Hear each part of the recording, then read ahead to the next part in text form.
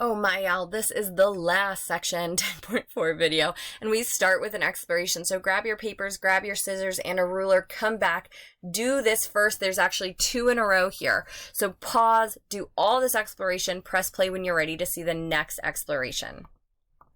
And again, you're still using paper, scissors, and a ruler. Don't skip these parts. These are really important to uncovering, making sense so that you are equipped, you understand, and also your future students can understand. And then let's move into example 13. So now we're going to be looking at our final turn and walk method of construction. So we're going to give instructions to Robot Rob about how to move and turn so that his path is a regular octagon that has sides of length 3 meters. Draw a sketch that indicates Rob's route and explain the reasoning you use. Okay, so we know that we want it to be a regular octagon. So I'm actually going to cheat a little bit here. And I know what I want, and I know that PowerPoint will just, boom, give it to me. Okay, so now that I've got this regular octagon, and let's just go ahead and, okay, so I've got this regular octagon, it's got 8 sides. Now, what I want here is I want to tell Rob what to do. So let's say I started right here in this corner. Okay, so this is where I'm going to start. And I would tell Rob, hey, go north. And I could tell him how far too, right? We know that they want to be 3 meters. Hey, go north 3 meters. Now, I want him to turn in this direction. So that would be turn counterclockwise. But now I need an angle. How much do I want him to turn? All right, so now we need to use some of our previous knowledge from chapter 10 to see about turning counterclockwise. Well, how much do I want to turn? Okay, let's get another color here.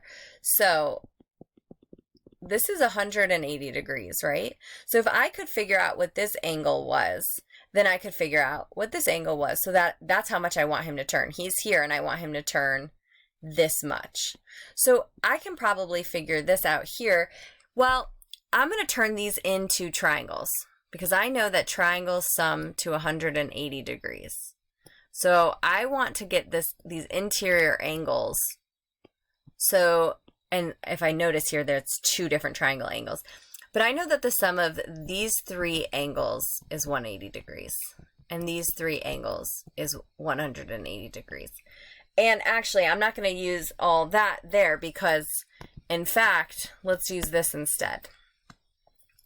I know that this whole thing is 360 degrees because it's a circle. This whole thing is 360. So I can find out what each of these tops are. And I know that these are isosceles triangles because they're radius, or they're equal length to the center of this here. So these are they're not radius because it's not a circle, but these are, if I was to make a circle about this, they would be radius. So what's 1, 2, 3, 4, 5, 6, 7, 8? 360 divided by 8. So what is 360 divided by 8? We get 45. This is a 45-degree angle. So now what are these 2 equal angle measures? I'm going to do 360 minus 45. So that's what's, I'm sorry, 180, right? We're talking about triangles here. 180 minus 45. And so I've got 135 left for these 2 angles. I want to divide it by 2 because I know they're equal. So these are 67.5. Now remember that this angle here is 2 of them. So actually it's 135. And now, if we remember even what the heck we're doing here, we're trying to find this angle. And so this angle here is 180 minus 135. And again, we're using concepts from previous sections. So what's 180 minus 135? Oops. We get 45. So this is 45-degree angle. So we're going to tell Rob, excuse me, to turn clockwise 45-degree angle. So now he's in this direction. So then we would tell him again, hey, go north, or go straight, maybe we would say. Go straight for 3 meters. And then when you get here, turn counterclockwise 45 degrees. And we would tell him to do that, let's see here, and then repeat. Okay, so he's here. So that's repeat 1, 2, 3, 4, 5, 6 times. and you've made an octagon. You've constructed an octagon. Whew, okay, there it is all written out for you. Let's do one more of those together. So now we're giving automaton Annie how to move and turn so that her path is a parallelogram. So that means equal opposite sides are parallel. That has a 2-meter side and a 3-meter side. So we're going to draw it to look like this. So we've got our 2-meter side and our 3-meter side, and we know that these are parallel. And an angle of 130. Oh, so they're telling us the angle. How kind of them. And if we know one angle, right, we know that it's got to add up to 360 because it's 4 sides. So we would do 360 minus 130 minus 130. So, or 360 minus 260, we get 100. And we know that they have to be the same angle because we've got equal sides. So we would divide that by 2. And so we know that these are 50-degree angles. All right, so where do we want Annie to start? Let's say she starts down here. So we'd say, okay, go north 3 meters, then turn counterclockwise. So she's going north 3 meters.